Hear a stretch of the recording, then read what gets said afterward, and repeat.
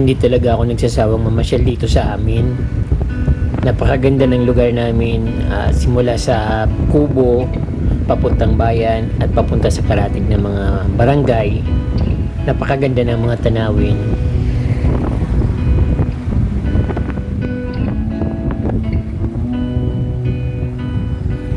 Nakakahinga ako ng maluwag kapag nakikita kong ganito yung lugar na napupuntahan ko. Mostly naman ang mga lugar dito sa amin ay ganito na talaga, pang tourist spot ang dating, pero syempre maraming ganitong lugar sa atin sa Pilipinas. Likas na maganda talaga dito sa ating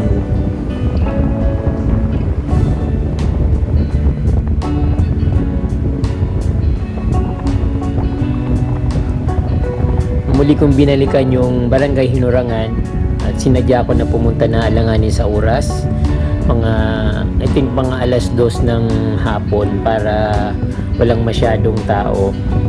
Kaya ito yung inabutan ko, tahimik na tahimik. Siyempre na-enjoy ko yung mga tanawin, lalo na yung mga halaman. Naglalaki ang mga badyang or alocasia. At ayun, ninanamnam ko yung malamig na hangin, at syempre na-enjoy ko yung pagtitingin sa malalayong lugar.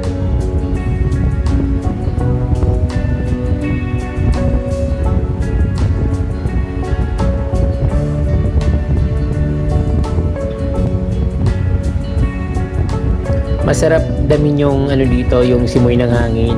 At yung lugar na ito ay parang similar dun sa pinaka highest elevation or highest highway sa Pilipinas na matatagpuan sa bandang, I think, papuntang Sagada or Alcima Highway. Parang ganito yung lugar doon.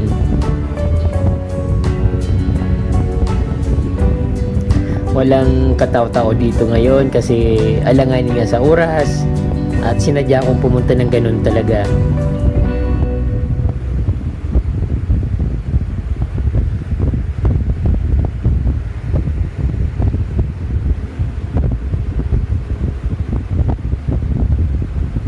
Sa bandang itaas, meron din na coffee shop. Pinuntahan ko siya, pero kasi gusto kong uminom ng brewed coffee dahil talagang naboboard ako dito sa Kubo, sa Kubo ko, kaya wala namang ibang pinupuntahan na iba kundi dito, papunta dito. So may nakita akong mga mayana na napaka lush, ang gaganda ng pagkatubo niya.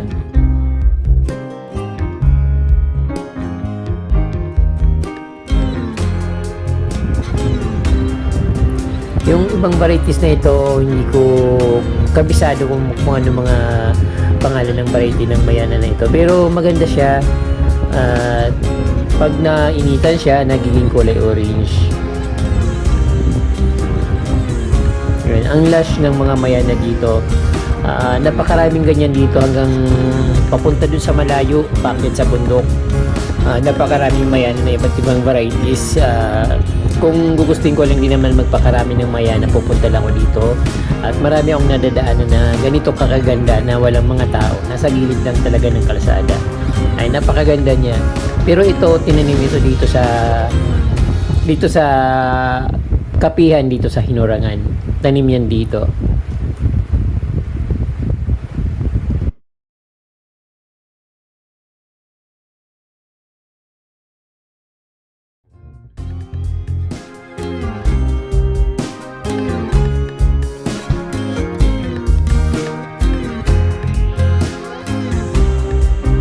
So, binabalik-balikan ko yung na ito, yung lugar kung saan natatanaw yung ilog, tapos malayong kabundukan. Yan, gusto ko yung ganyang lugar.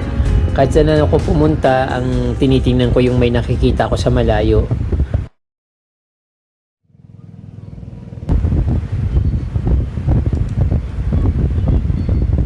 After ko mamasyal sa kapihan at mamasyal sa mga magagandang tanawin, dumiretso naman ako dito sa mismong pinakabayan. At ito rin naman ang makikita dito. Napakaganda ng mga plants. mga halaman na makukulay,